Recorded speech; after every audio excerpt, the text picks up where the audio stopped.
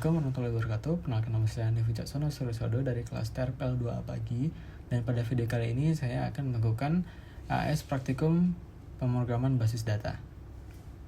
Baiklah, di sini kita akan mulai dari soal pertama, di mana sebuah toko buku online memiliki database dengan skema sebagai berikut ini. Di sini untuk mempersingkat waktu, saya sudah membuat beberapa database yang akan kita gunakan demi tidak berlama-lama mengetiknya. Adalah pertanyaan pertama, buatlah query untuk menjawab pertanyaan berikut. Tampilkan daftar nama pelanggan beserta total uang yang telah mereka belanjakan diurutkan berdasarkan total belanja terbesar, dan tampilkan hanya pelanggan yang telah belanja lebih dari 500.000. Di sini saya sudah menyiapkan query-query yang saya kerjakan sebelumnya. Sini kita akan masukkan. Kita akan masuk ke dalam database toko buku.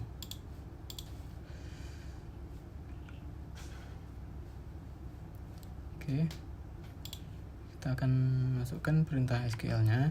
Di sini saya menggunakan perintah select untuk mengambil nama.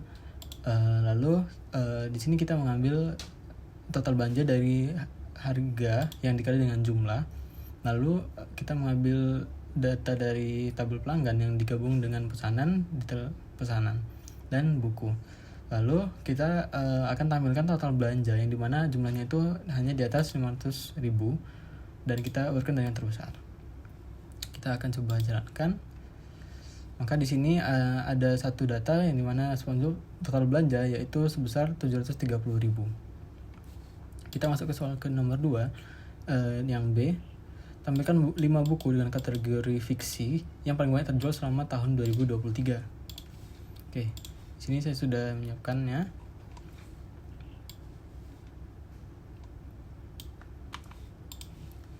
Kita akan masukkan perintah SQL-nya lagi. Oke, di sini sama kita akan melakukan perintah select dengan mengambil jumlah nama judul bukunya, lalu jumlah sebagai total yang terjual. Kita ambil dari detail pesanan dan dari kita gabungkan dengan tabel pesanan dan buku. Lalu kita ambil dari kategori yang dimana fiksi yang tahunnya itu di 2023. Lalu kita gabungkan dengan buku dan judulnya, lalu kita ambil yang sejumlah 5 saja. Lalu ini salah. Oke, kita coba jalankan. Maka di sini ada 5 buah buku yang termasuk dalam kategori seperti tadi, yaitu Perahu Kertas dengan jumlah 4, Laskar Pelangi 3, total terjual, Bumi Manusia 2, Ayat-ayat Cinta 2, dan Ronggeng Dukuh Paru itu ada 1 buku. Oke, lalu yang ketiga, tampilkan nama pelanggan yang tidak pernah melakukan pemesanan sama sekali. Nah, kita akan masukkan lagi perintah yang sudah kita buat. Nah, di sini saya mengambil nama dari tabel pelanggan, lalu kita gabungkan dengan tabel pesanan yang dimana pesanan itu 0 atau kosong alias belum pernah melakukan pembelian. Kita jalankan. Maka di sini ada satu nama yaitu Squidward yang dimana dia belum pernah melakukan pembelian atau pemesanan sama sekali. Kita masuk ke nomor 2. Kita masuk ke tabel kepegawaian.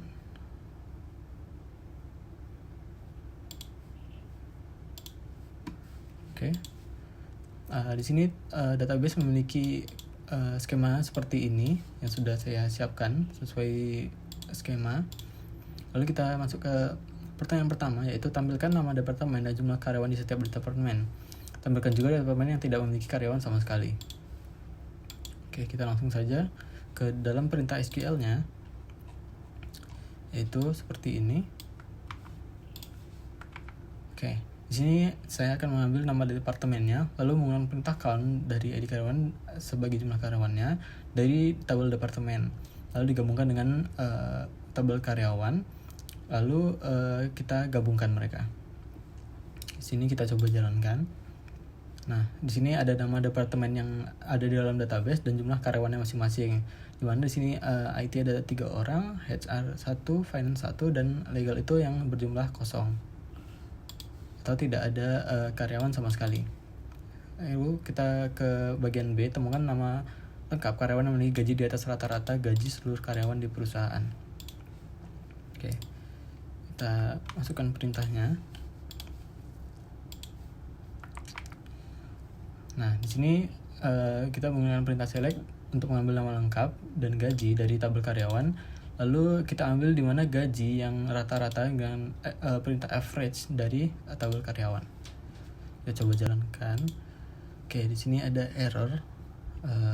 Kita coba lihat, sepertinya ini ada kurang dalam perintahnya. Kita coba perbaiki. Nah, di sini sudah muncul di mana nama lengkap karyawannya itu ada Afif dan Ray dengan gajinya itu 8 juta dan juga 9 juta. Lalu kita ke bagian C, di mana tampilkan nama lengkap karyawan dari Departemen IT yang sedang tidak mengerjakan proyek apapun. Oke, kita masukkan lagi.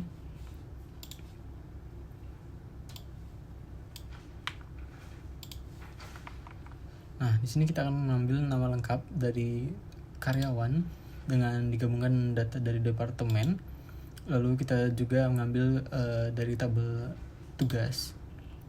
Lalu kita ambil yang hanya departemen IT yang dimana tugasnya itu is null atau sedang tidak mengerjakan tugas sama sekali. Kita buka. Nah, di sini ada sebuah data yaitu namanya Queen yang sedang tidak mengerjakan tugas apapun. Oke, kita lanjut ke nomor 3. Kita akan masuk ke database akademik. Oke, di sini database-nya sudah saya buat menyesuaikan dengan skema yang disebutkan. Kita akan masuk ke pertanyaan pertama, yaitu buatlah start procedure bernama proses kelulusan yang menerima NIM sebagai parameter. Saudara ini harus memeriksa apakah total SKS siswa tersebut sudah mencapai 144. Jika iya, maka ubah status mahasiswa menjadi lulus. Jika tidak, maka tidak ada perubahan yang terjadi. Prosedur harus memberikan pesan konfirmasi tentang hasil operasi, misalnya mahasiswa dengan ini berhasil diluluskan, atau mahasiswa dengan ini belum memenuhi syarat kelulusan. Oke, kita langsung masuk ke perintah SQL-nya.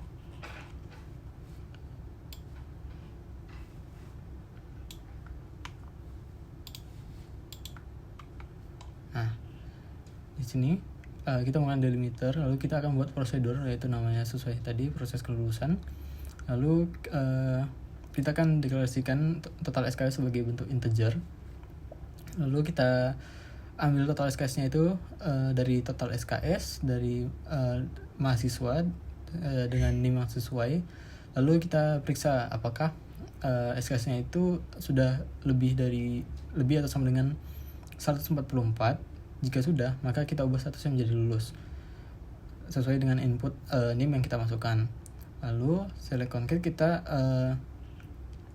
menampilkan pesan, yaitu mahasiswa dengan NIM yang kita inputkan berhasil diluluskan, atau mahasiswa yang ini belum memenuhi syarat kelulusan.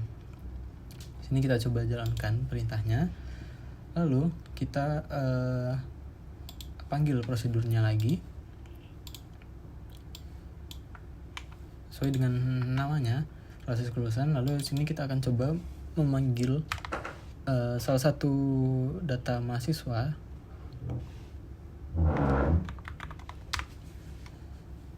Kita go.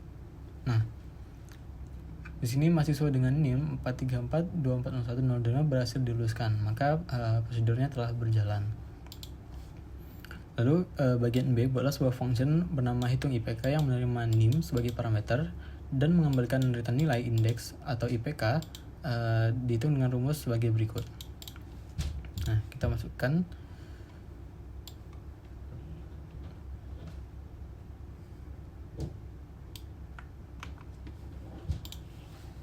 Oke, kita masukkan SQL-nya lagi. Nah, di sini kita akan membuat sebuah function, yaitu hitung IPK dengan menginput nama NIM-nya.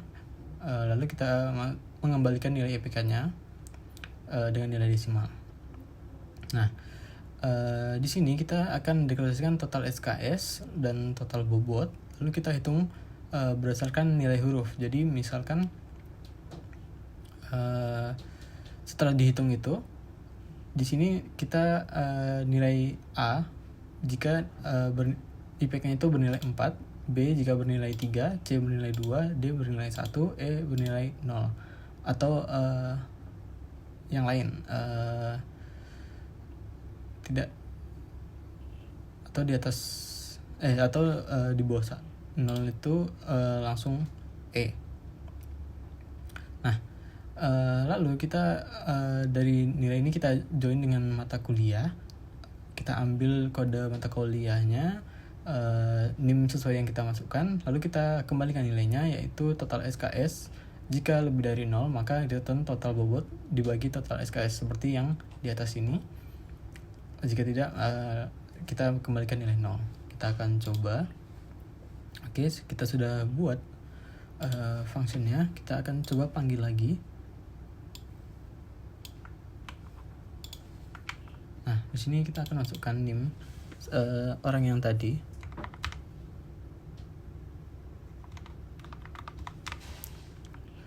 IPK nama ini bisa bebas, cuman kita akan coba. Nah, di sini IPK data Hanif yaitu adalah 3,20.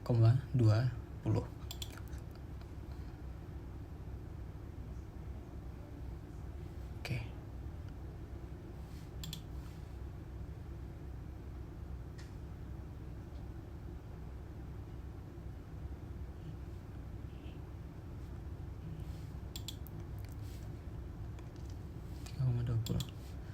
Lalu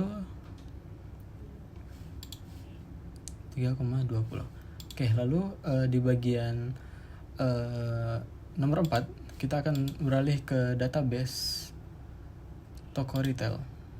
Nah, di sini saya sudah membuat database-nya sesuai dengan skema yang diberikan. Kita masuk ke pertanyaannya, buatlah sebuah trigger bernama update stok setelah penjualan. Trigger ini harus aktif secara otomatis setelah ada baris baru yang ditambahkan atau insert ke tabel detail penjualan. Fungsi dari trigger ini adalah mengurangi nilai pada stok di tabel produk berdasarkan jumlah yang terjual dari baris yang baru di detail penjualan. Nah, setelah mengurangi stok, trigger harus memeriksa apakah sisa stok untuk produk tersebut kurang dari 10. Jika iya, trigger harus memasukkan data baru ke dalam tabel log stok rendah yang berisi ID produk, sisa stok terakhir, dan waktu saat peringatan dibuat. Oke, kita akan masuk ke dalam perintah SQL-nya di dalam nomor 4 ini.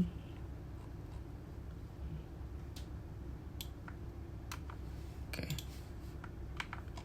Nah, di sini adalah perintah triggernya, kita namakan update stok setelah penjualan. Nah, setelah insert dari detail penjualan for each row, kita akan mengurangi stok produk yang baru terjual. Kita update produknya, di mana set stok lama dikurangi jumlah stok yang terjual atau baru kita masukkan itu sesuai dan ID produknya. Nah, kita juga akan memasukkan perintah untuk cek stoknya. Jika stok kurang dari 10, kita akan masukkan ke dalam log. Nah, if stok dari produk di mana ID produk yang kita masukkan itu kurang dari 10, maka kita akan insert sebuah value ke dalam log stok rendah di mana ID produk dan stok yang tersisa. Itu value-nya ID produk. Kita ambil dari stok dan produknya yang ID produk yang kita masukkan tadi. Kita coba jalankan. Nah, sekarang kita akan mencoba untuk menambahkan sebuah penjualan baru dengan perintah seperti ini. Insert into detail penjualan dan values-nya. Di sini kita akan coba lihat produknya. Nah, di sini ada misalkan gula pasir ini. ID produk 2 dan stoknya ada 12. Kita akan coba lakukan insert. Nah, di sini ID penjualannya 2 dan jumlah yang mau kita masukkan itu adalah, kita coba untuk 6. kita go. Nah, kita lihat di dalam produk apakah berkurang. Nah, gula pasir yang awalnya 12 sekarang sudah menjadi 6. Karena ini bernilai kurang dari 10, kita juga harusnya ini akan masuk ke dalam log. Kita lihat lognya. Nah, log produk sudah ditambahkan dengan peringatan stok tersisa yaitu 6 buah, dan waktu peringatannya sesuai jam saat ini. Jam 1:18. Baiklah, sekian saja pengerjaan dari AAS praktikum pemrograman basis data dari saya. Sekian. Wassalamualaikum warahmatullahi wabarakatuh.